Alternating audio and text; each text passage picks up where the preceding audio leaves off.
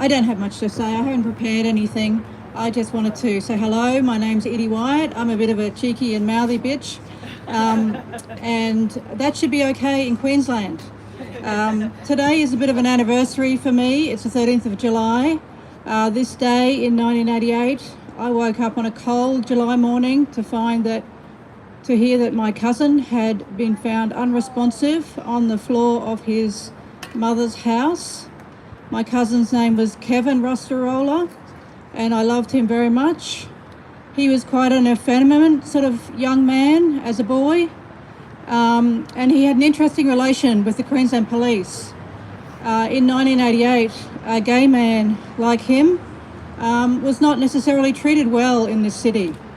He had frequently come back to our house being beaten up, being detained without a reason. My mother said it was because he had a big mouth, but it wasn't. It was because he was a homosexual. And in 1980s, there was a virus that there was a terrible moral panic about in our country and in our world. And people were frightened of homosexual men. And they frequently were targeted on our streets, not just by police, but by men that the police refused to protect them from.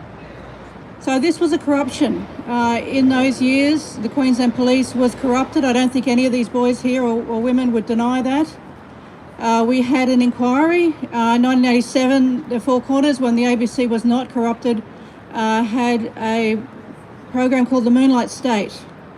And that triggered the Fitzgerald inquiry. And we got it sorted out, mostly. We got it cleaned up. But had we honoured the principle of the separation of powers, then the Queensland Police would never have become corrupted. Because what happened was the Queensland Police became an arm of the government, which is against our constitutional integrity of the democratic system that we have. We should not have a police that fights the public. The police are public servants. God bless them, they work for us. They're to protect and serve.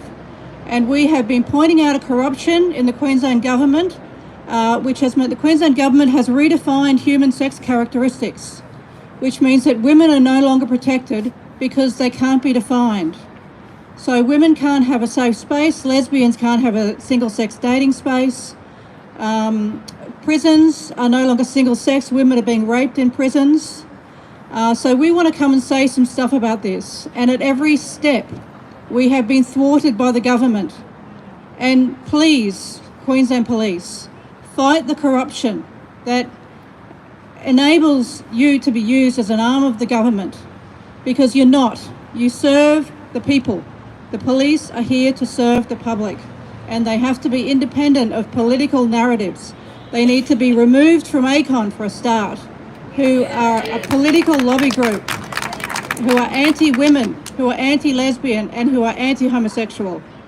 So the kind of panic that we had in the 80s, where we were frightened of young men like my cousin, where we terrorised these men to the point where they took their own lives, and we alienated women for wanting to have single-sex romantic dating spaces. That environment we have again.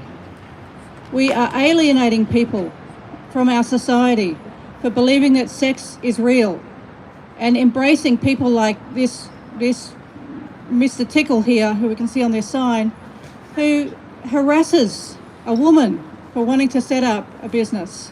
So that's all I wanted to say. Just wanted to honour the memory of my cousin today, who I lost so long ago, and I think about all the time. And remember, yeah, mate, women's rights are human rights. They do, I'm afraid, yes. Go fuck yourself. He probably does. No one else will.